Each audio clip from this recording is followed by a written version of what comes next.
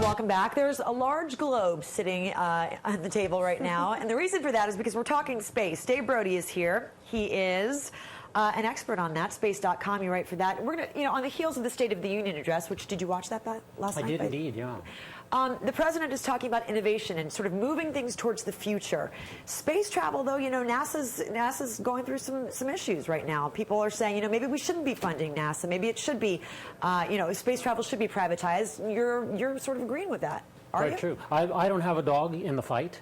But I'll tell you what's going on out there in the community. Well, one of the things Mr. Obama said last night, which made all of us space enthusiasts kind of sit up and take notice, is he called this our generation's Sputnik moment. Well, what Sputnik was all about was there was a little satellite launched by the Soviet Union that came over your house, and the implication was if they could put a satellite over your house, they could drop a nuke on your head. It was a very tangible, clear and present danger. Now, what is our clear and present danger? Well, one could say that it's the mounting debt that we have, and who owns that debt. A substantial amount of it is owned overseas, largely by the Chinese, who, interestingly enough, have a program to go to this thing, something that we did 4 decades ago. That would be the moon? That would be the moon, yes. If you don't know, it's hard to see the craters and everything on that from far away. So, do you feel, well, let's just start with this, space travel. Do you think that's going to aid in the president's plans to sort of bring the economy back, and if so, how? I think the economy will come back long before space travel has a chance to exert much of an effect on it. But stuff that we do in space is symbolic. It's symptomatic of how we do large technology programs in this country. And there I think there is a good model to look at. Okay, there's a lot that's going on in the private sector right now in space. We've seen that it's possible now that the International Space Station may have a module attached to it, which is developed entirely privately, or mostly privately, by Bigelow Aerospace. Robert Bigelow, you may know him as the billionaire owner of Budget Suites. So is he trying to mount a hotel? There's a shot of Mr. Bigelow and his modules.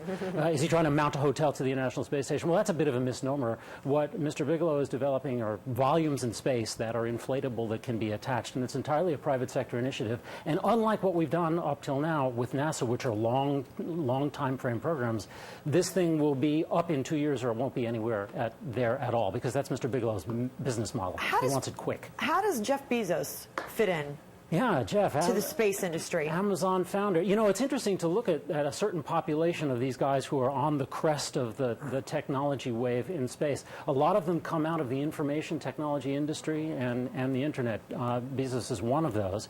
His program is to take a vehicle that he's calling the Blue Origin program. The first vehicle is called Shepard. It's actually a return to a program that we started in the 90s and then abandoned. It's a vertical takeoff, vertical landing rocket. Lands, as we say in the space community, the way God and Robert Heinlein intended. You don't throw any of it away. You get the entire vehicle back, which means that it has airline-like operability. You can turn the vehicle around very quickly and run it like an airplane. Paul Allen, how does he fit in?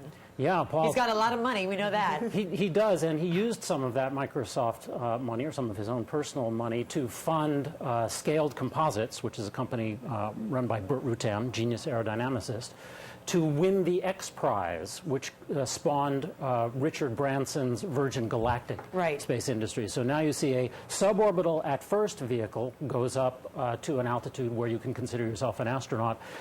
Space tourism has been what has been publicly mentioned. How do you feel about space tourism? I think it's a rich person's game. If you have the money and you have the disposable income, you're welcome to do it. I'm more excited by the fact that the same vehicle... You have the risk factor? Well, it's not so much a risk factor. I've done a little bit of simulation training on the Virgin Galactic profile. It's not going to, kill anybody, I don't think. But what's interesting to me about it is that you can do interesting experiments, interesting industrial processes in the suborbital environment and then the orbital environment, and these vehicles will give us that. Yes, they'll also give us tourism, but I think there's a whole silent industry that's going on. Do you think that private industry, that silent industry, will take over NASA, for instance? I don't know that it will ever. Yeah, I don't know that it will ever take over NASA. I believe that there is, and this is me opinionating wildly. That's fine. No, we like that. Yeah, there is a legitimate role for government in research, and President Obama mentioned that last night. Whether that leads to unleashing the wave of innovation that he talked about, I think that is really more of a private sector thing. So yes, NASA should exist.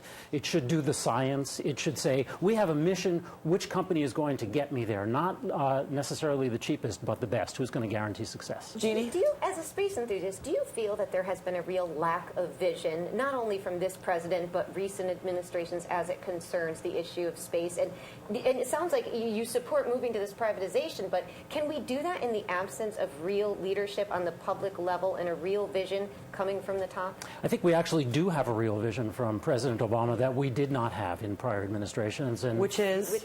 Funnily enough, it is very private industry friendly. It is saying, no, we don't need to go back to the moon with people been there, done that. What we need to do is go further.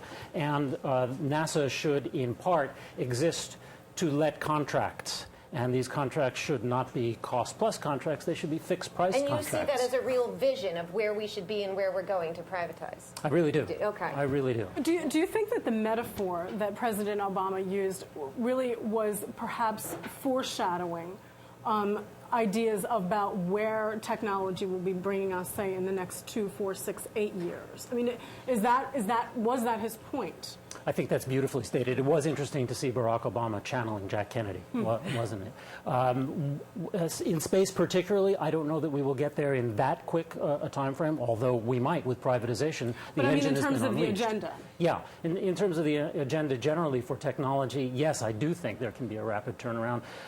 Will it lead to the creation of millions and millions of jobs? I'm skeptical about that because, you know, the trend of technology industries is to get smaller and smarter and more robotic. One thing that we have to fix that is related to the space program is this notion of immigration.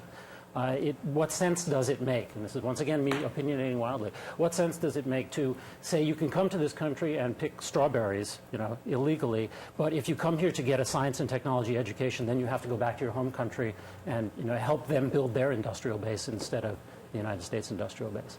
A similar set of circumstances happens with the ITAR restrictions, the international trade and arms regulations. It's not very friendly to companies who are trying to privatize space industries and other technologies because the State Department says we're afraid that, you know, your technology will somehow get to Iran to allow them to have missiles. I think Iran is capable of purchasing its missiles from others. I don't think that we need to be quite so restrictive on what we do to private industry in this country using ITAR. Very quickly, like the State of the Union last night, Americans, voters like to see the change. We like to see the results. When the president, for instance, as we were talking about, when the president said, you know, your paychecks have increased, that was something that was very tangible, so to speak.